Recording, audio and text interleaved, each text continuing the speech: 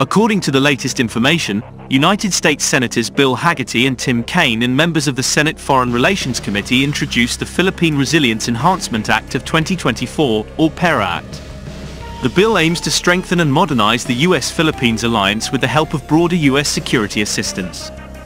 This is in line with talks between the three presidents of the Philippines, Japan and the United States, President Joe Biden, Japanese Prime Minister Kishida Fumio and Philippine President Ferdinand Marcos Jr., which were held at the White House on Tuesday.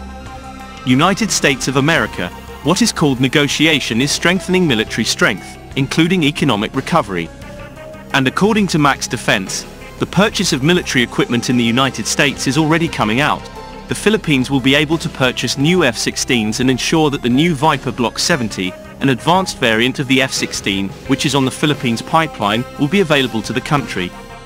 The Philippine Air Force's so-called acquisition of new Vipers, advanced F-16s, could increase to 42 units, more than the 36 units the Philippines will get previously.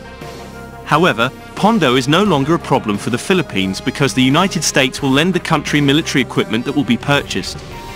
The so-called fund is estimated to be worth more than $500 million.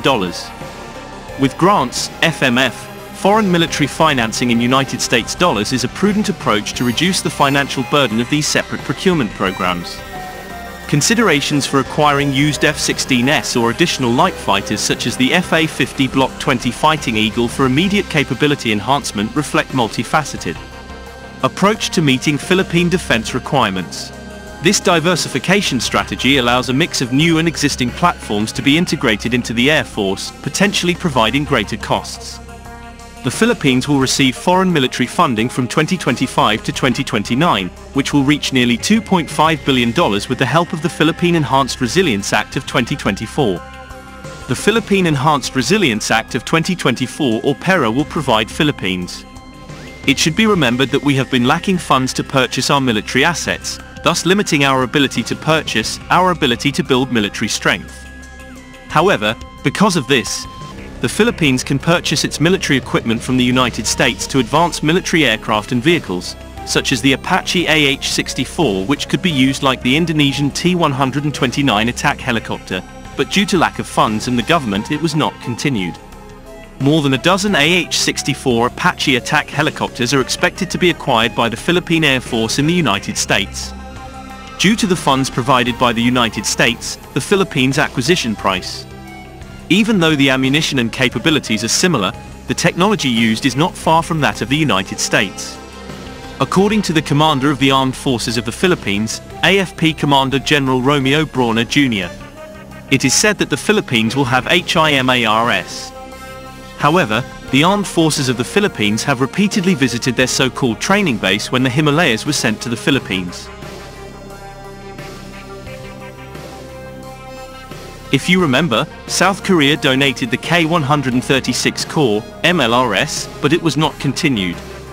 The Philippines was able to decide to choose munitions that were more sophisticated and capable of destroying long-range guided munitions. And because of that, HIMARS is far behind the Philippine Army's tastes because it is not the only one capable of destroying guided rockets. However, the ammunition is said to be more sophisticated than Korea's, and it can be said that this area has a wider firing range, which is also said to be more accurate than other artillery rocket systems. Acquisition of HIMARS for the Philippine Army, which will use it for coastal defense. It is still unknown when it will be sent to the Philippines, and there are no details on what variant and how many units the Philippines can get. In addition, the Philippines is exploring the acquisition of additional light combat aircraft such as the FA-50 Block 20 Eagle as part of a separate surface attack aircraft acquisition project. The endeavor aims to diversify the Air Force's fleet capabilities and ensure a balanced and comprehensive defense posture.